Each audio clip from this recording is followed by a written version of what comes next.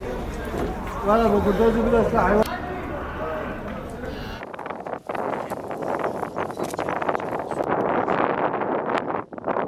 Yani kurmazsanız bahçeyi koruyamazsınız.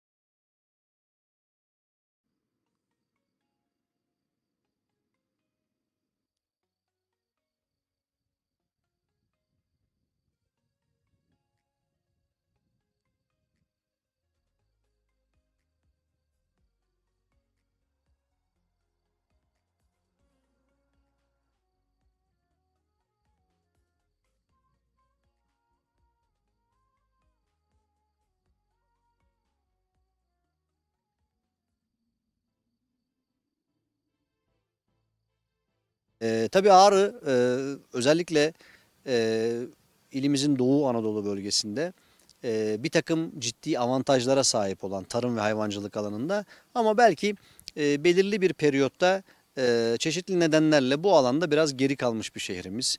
80'lerde hayvancılığın borsası burada kurulurken büyükbaş küçükbaş bugün o anlamda biraz geride kalmış.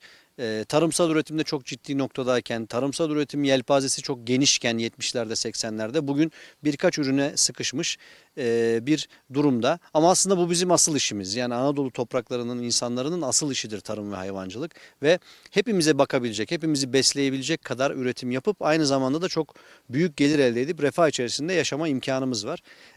Bu temelden hareketle asıl işimiz olan tarım ve hayvancılıkta neler yapabiliriz diye düşündük.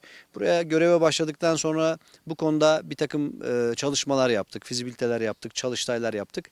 Ve eksik gördüğümüz yani çeşitli sektörlerin temsilcilerinin tespit ettiği, eksik gördüğümüz alanlarda da projeler geliştirmeye başladık. Aslında yaptığımız şey eksiğimizi görüp ona eksiği kapatmak için çalışma yapmaktı. Bu kapsamda özellikle ürün çeşitliliğinin tekrar artması gerektiğini tarımsal üretim tarafında fark ettik. Yani birkaç ürüne sıkışıp kalmış bir tarla tarımı faaliyeti veya bahçecilik faaliyetinin çok faydası olmayacağını, buranın topraklarının, ikliminin çok daha fazla ürünü yetiştirmeye uygun olduğunu, hatta bazı ürünlerde çok büyük de avantajı olduğunu arkadaşlarımızın çalışmalarıyla gördük ve ürün çeşitliliğini tekrar getirmeye çalıştık. Bu kapsamda ciddi destekler verdik. Yani işte fasulye, patates, danelik mısır gibi çeşitli tarla bitkilerimizi, yine bahçecilik yapmak isteyen vatandaşlarımıza çeşitli destekler sunarak vatandaşların birkaç üründen geniş bir yelpazeye doğru yayılmasını sağlamaya çalıştık.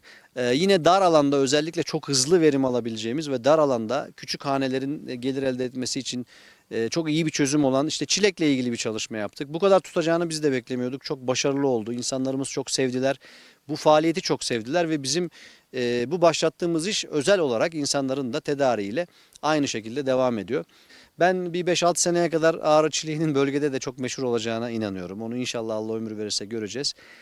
Yine tarımsal üretimin özellikle konsantre bir şekilde artması için çok önemli olan Diyadin'deki jeotermal kapasitemizden faydalanarak orada bir jeotermal sera organize sanayi bölgesi oluşturma işini hızlandırdık. Büyükbaş hayvancılıkta bölgedeki ırkı geliştirmek için çok önemli çalışmalar yaptık. Suni tohumlama zaten bölgede uygulanan bir şey ama özellikle evvelsi yıl ve geçtiğimiz yıl Tarım Bakanlığı ile özel idaremizin işbirliğiyle çok devasa bir suni tohumlama projesi gerçekleştirildi. Yine Damızlık Birliği de işin içine girdi. Bunda tabii işin önemi şu, ırkını geliştirebilirseniz hem süt hem et veriminiz artıyor. Yani aynı sayıda hayvanla kalsanız bile kazanacağınız para çok daha yüksek noktalara çıkıyor. Yine küçükbaş hayvan varlığımızı artırmak için 5 yılda 750 bin koyun projesi başlattık. Ziraat Bankası ile yaptığımız protokolle. Orada çok uygun koşullarla işte sürüsünü genişletmek veya başlamak isteyenlere imkan sağlamış olduk. Bu çalışma yine devam ediyor. Yine hayvancılıkta katma değerin artırılması adına bu gıda kent dediğimiz mekanda hem orada hayvansal ürün işleyecek olanlara mekan sağladık hem de özellikle hayvancılığın bir yönü olan işte süt ve süt ürünleri üretimiyle ilgili de orada bir imkan sağlamaya çalıştık. Yine piyasada süt üretimini artırabilmek için Vatandaşlarımıza çeşitli destekler verdik. İşte süt sağım üniteleri, makineleri verdik. Bu detaylı bir çalışma sonucunda vatandaşımıza sağlandı. Yine belirli ölçeğin üzerinde olanlara sütünü saklayıp ticari değerini artırabilmesi için sağım tankları verdik. Önemli bir ürünü olan bence kazla ilgili çalışmalar yaptık. Kazda hem canlı kaz palazı yavrusu dağıttık hem kuluçka makineleri, çıkım makineleri, jeneratörler dağıttık. Bunlar gerçekten çok önemli ekonomik değerler arkadaşlar. Ve bunun sonucunda tabii çıkan ürünlerin katma değeri artsın diye coğrafi işaret çalışmaları yaptık. Hep özlenen, istenen bizim çok meşhur değerimiz olan Ağrı et dönerinin coğrafi işaretini almış olduk. Geven balımız yine zaten çok pazarda tutulan bir ürün. Onun coğrafi işaretini almış olduk. Haşıl yemeğini aldık. Çok yakında inşallah süreci tamamlanacak. Ağrı tulum peynirini alacağız ve başka markalarla satılmayacak artık. Bizim markamızla satılmış olacak. Bunların tamamı öncelikle bir vatandaşımızın üretiminin artması, üretimi artırmak hem tarımsal hem hayvansal hem de üretilen ürünün katma değerini artırarak ceplerine daha fazla para girmesini sağlamak. Ekonominin bu bölgede dönmesini sağlamak. Tabii bir son olarak da dev bir ahırlar bölgesi projemiz var biliyorsunuz. Tokyo'li ile yapılan. O çalışma da devam ediyor. Orası bittiğinde zaten burası tekrar eskisi gibi bu bölgenin bir hayvan borsası haline gelecektir. O potansiyele sahip bir proje. O inşaat da sorunsuz bir şekilde devam ediyor. İnşallah takviminde de tamamlanacak. Onu da hep birlikte göreceğiz. Tüm bunlar vatandaşımızın bir tarlasında, köyünde kalması için katkı sağlayacak. İki, oralardaki refahın artışı için katkı sağlayacak ve başarıya ulaşacak diye düşünüyoruz.